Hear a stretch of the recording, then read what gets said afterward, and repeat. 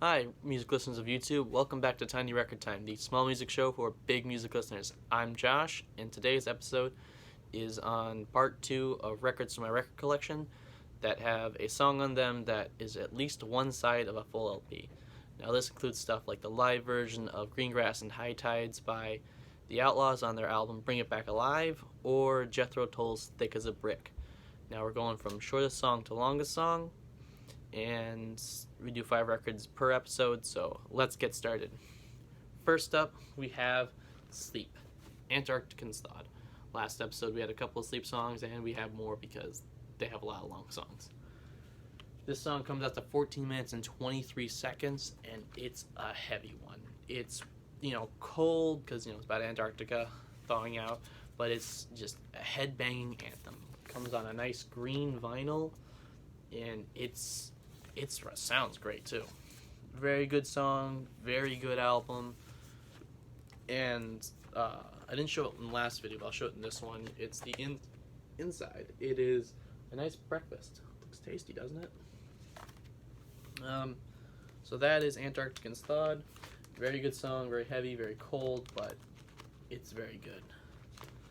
So next up, we have another Sleep song, and it will be, get it, Leagues Beneath, from their Live from Third Man Records box set, which I showed in the last episode because there are a lot of long songs by Sleep, like I said earlier. But this comes out to 16 minutes and 30 seconds. Very good song, almost as good as their studio, but maybe it could be better. It's hard to tell. They're just so good. And this comes on a nice blue vinyl. All the records are colored blue, green, purple, and orangey red for the weed strains and weed colors. I don't smoke, but it's pretty epic that they did that. So, yeah, but this is actually shorter. The Leagues Beneath is shorter on the live version than the studio version, which is what I have next. Leagues Beneath studio version, the 12-inch single technically, but it takes up a full size LP. It plays at 33, and this comes out to 16 minutes and 48 seconds. And there's the lyrics all right there. Very cool. The song is almost as if you're exploring the ocean floor. There's the etching, and it's just you're going to the unknown. It's dark. It's ominous. You just don't know what to expect next, and it's very heavy. The vocals on the track actually had a really nice texture to it. They sound like they're far away and echoey, and it's like you're getting lost and you're trying to find where to get out, but you just can't. It's spooky, but it's really good. A very good listen, a very cool experience. Highly recommend listening to that song. And yeah, but next up, after those 3 Sleep songs, we now have a song that was featured on The Simpsons, and the single was cut down to 2 minutes and 52 seconds once it was originally released on single, and they had the original title of In the Garden of Eden. The band was so high and stoned or whatever when they said the title that they're like, hey, this new title that you just said sounds really cool, we'll keep it. So if you haven't guessed already, it's In-A-Gadda-Da-Vida by Iron Butterfly, the psychedelic staple from 1968, and it is crazy. It comes out to 17 minutes and 5 seconds. It has awesome riffs, awesome piano and keyboard, and the drummer, Ron Bushy, is absolutely fantastic. Doug Ingle, the band leader, he wrote the whole thing. It's like, could you imagine writing a 17-minute long song by yourself? I couldn't.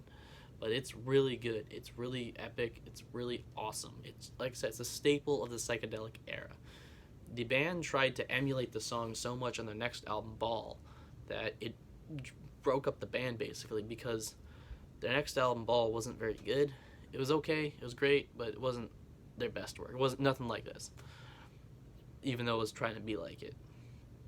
So it basically just broke up the band, and members went on to form the prog rock, blues rock, hard rock band Captain Beyond, and another member went to form on Deep Rhinoceros. So that's pretty cool. That right now it's just a super group. So, yeah, but Inagata Vida, a classic, just long song. One of the first really long songs out there that wasn't like just prog. It was just psych epicness. Then we have finally Caravan, Dab Song Concerto. It's a medley technically, but it never stops until the song fully ends at the 18-minute mark, and that's, I consider it just one song. It takes the whole side of the second side of the record, and it's really good. It's very 70s poppy prog, not as much like their early stuff, which kind of sucks, but it's still really good. It's a fun song. It's a relaxing song. It's more chill. It's more chill, I guess, prog, if you want to call it that. It's nothing like 21st Century Schizoid Man, but it's still a really fun song. It's more in the style Epitaph, by King Crimson. Yeah, not so much a jam, to headbang and just go crazy too, but it's just good. It's just relaxing, good to listen to. I'd recommend listening to it if you wanted some chill prog. So that is part 2 of who knows how many songs that are at least one side of an LP. I'll try to get part 3 out soon, but this has been Tiny Record Time. I'm Josh. This is the small music show for big music listeners. Make sure to like, share, subscribe, comment, all that fun stuff, and I thank you for watching.